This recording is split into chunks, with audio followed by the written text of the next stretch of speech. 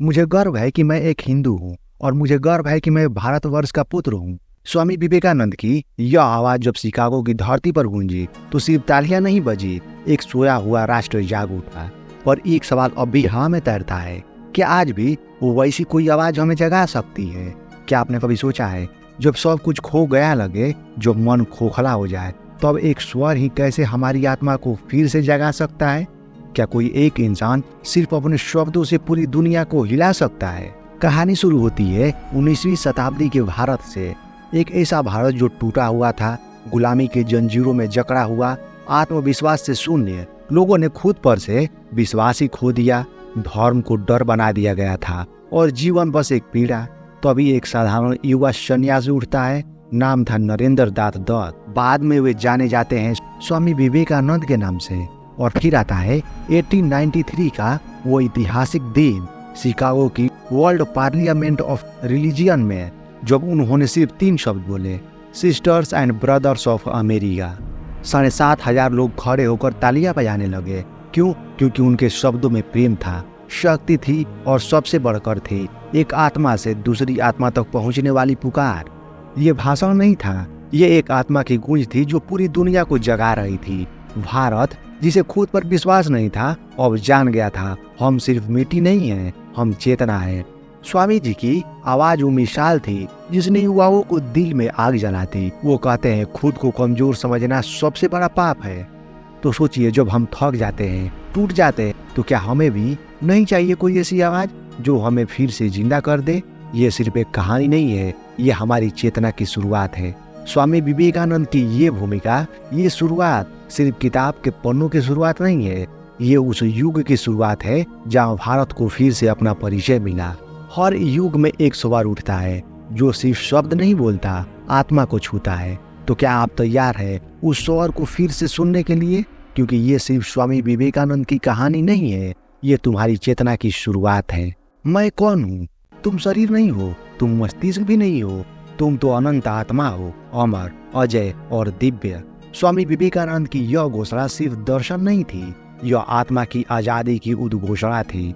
लेकिन रुको, क्या आपने कभी सच में खुद से ये सवाल पूछा है, मैं कौन? क्या मैं सिर्फ एक नाम, एक शरीर, एक नौकरी या एक संघर्ष? क्या मेरे भीतर कुछ ऐसा है जो कभी मरता नहीं, जो कभी थकता नहीं?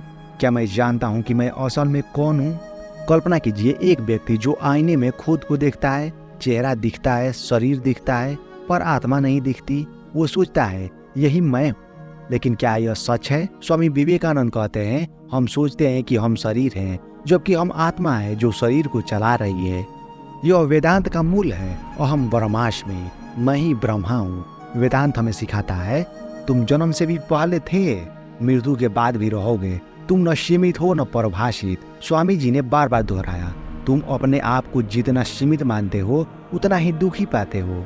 जब तुम जान जाओगे कि तुम असीम हो, तो डर, दुख और भ्रम सब जल जाएंगे। जैसे लहरें समुद्र से उठती है और समुद्र में ही समा जाती है, वैसे ही हम सब एक चैतन्य से निकले हैं और उसी में समा जाएंगे। तो क्या तुम अब भी खुद को बस नाम, जाति या संघर्ष से जुड़ते हो, या फिर तुम तैयार हो उस अनुभव के लिए जहाँ आत्मा खुद का ही दर्शन है? स्वामी विवेकानंद ने यह सवाल नहीं उठाया, उन्होंने हमें इस उत्तर तक पहुँचाने की शक्ति दी। जब अगली बार आप अकेले बैठो तो आंखें बंद करके बस एक सवाल पूछो, मैं कौन? अगर तुम्हारा उत्तर शरीर या नाम है तो सफर अभी बाकी है, क्योंकि असली मैं कभी मर नहीं सकता, कभी डूब नहीं सकता, वो सिर्फ अनुभव किया जा सकता है।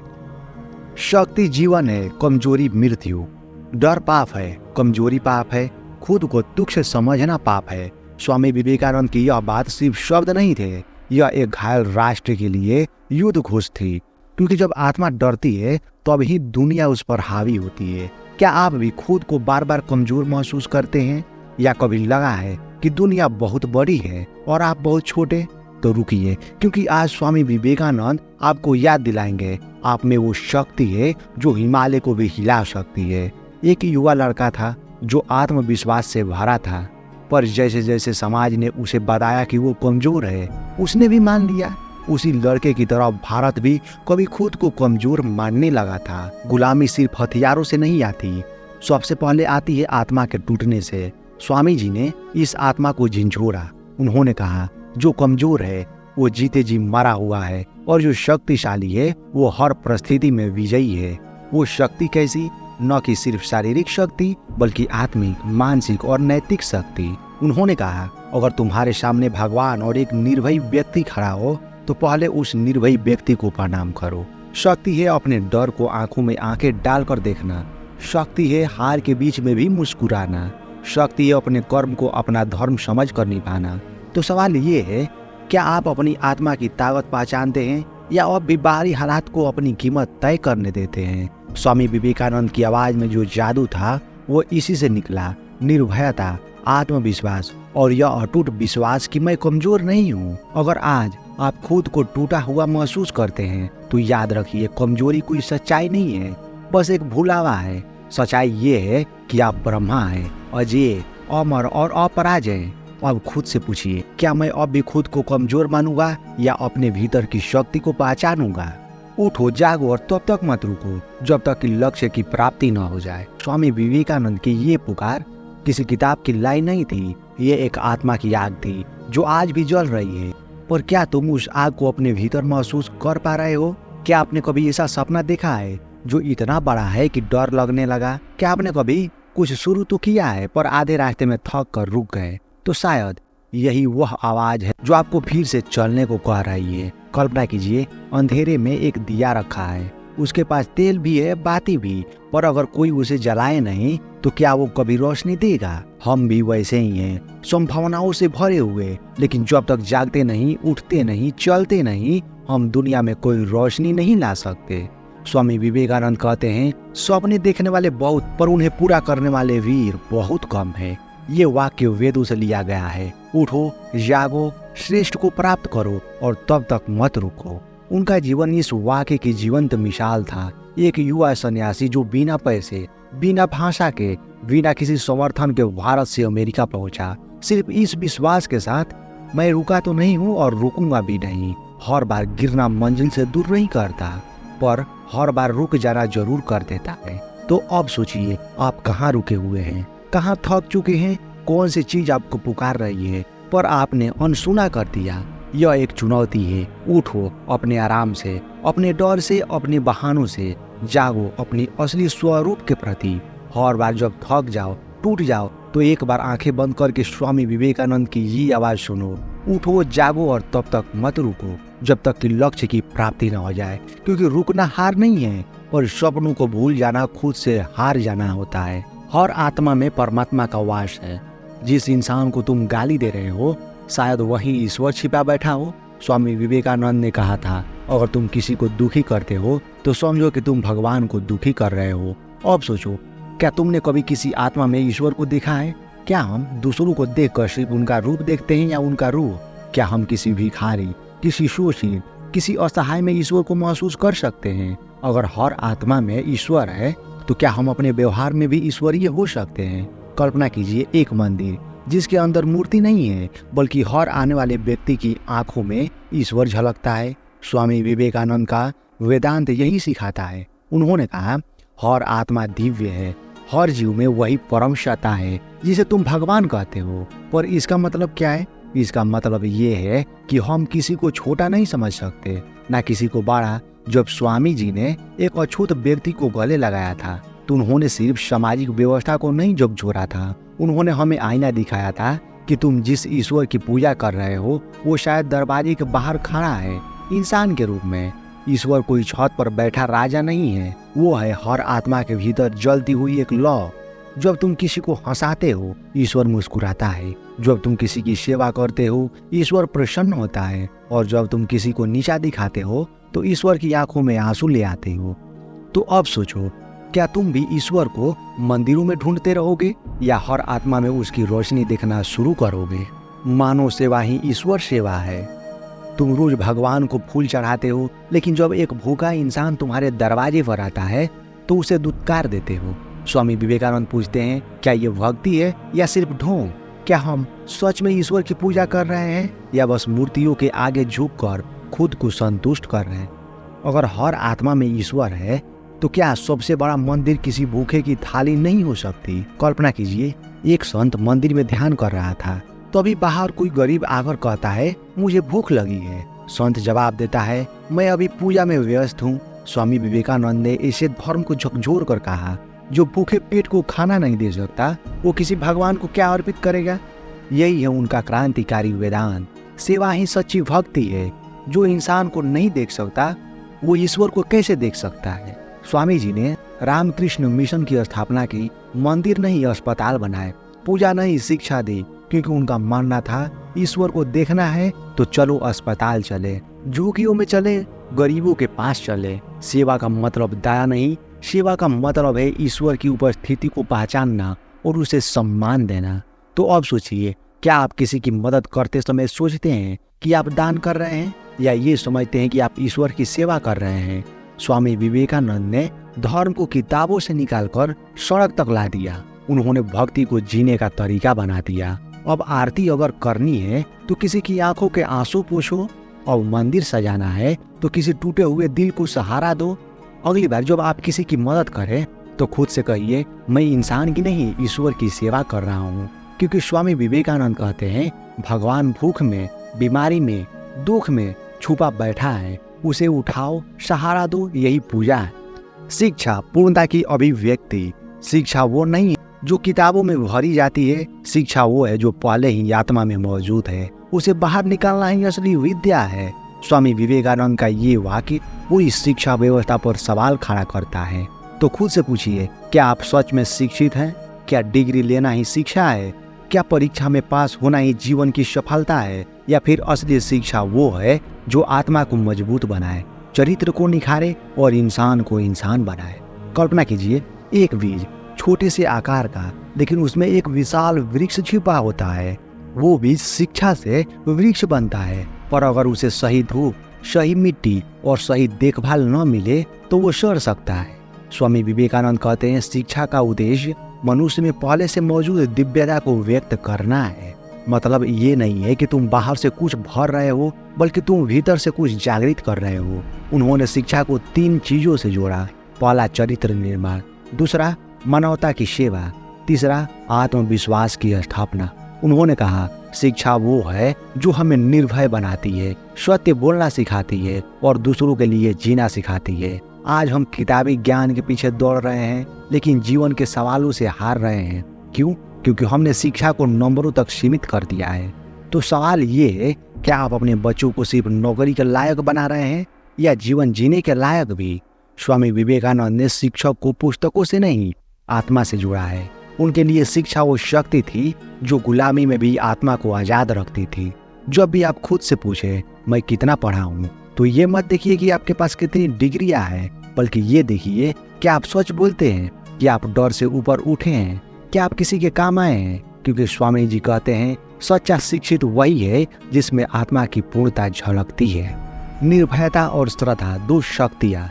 निर्भयता वह आग है जो हर अंधकार को जला देती है, और श्रद्धा है वह दीपक जो मार्ग दिखाता है। स्वामी विवेकानंद की यह बातें किसी मंत्र से कम नहीं, एक जिंदगी बदल देने वाली सच्चाई है। क्या आपके अंदर भी ये 2 शक्तियाँ जागृत हैं? क्या आपको डर का सामना करना पड़ता है? क्या कभी आपके कदम थम जाते हैं क्योंकि भरोसा नहीं होता? तो सोचिए, क्या हो अगर आपके भीतर दोनों हो, निर्भयता और श्रद्धा एक साथ। एक योद्धा जिसने बिना हथियार के भी युद्ध जीता, उसका हथियार था निर्भयता की आग और श्रद्धा की लौ। स्वामी विवेकानंद ने कहा, जो निर्भय है वो हर परिस्थिति को जीत लेता है, और जो श्रद्धा रखता है उसे कभी हार नहीं लगती।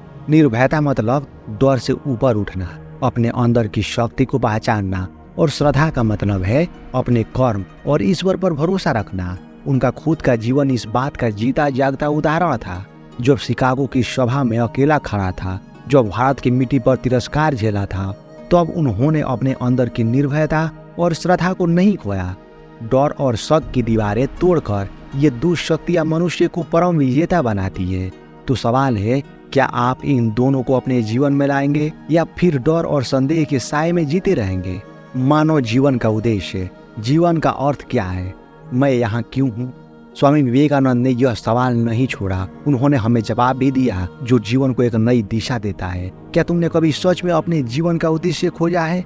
क्या हम सिर्फ जन्मे हैं जीने के लिए, या कुछ बड़ा, कुछ महान करने के लिए? क्या हमारा उद्देश्य सिर्फ सुख की तलाश है या उससे भी कुछ गहरा है? कल्पना कीजिए, एक नाविक समुद्र में अकेला है, लेकिन उसे पता नहीं है किनारे की दिशा।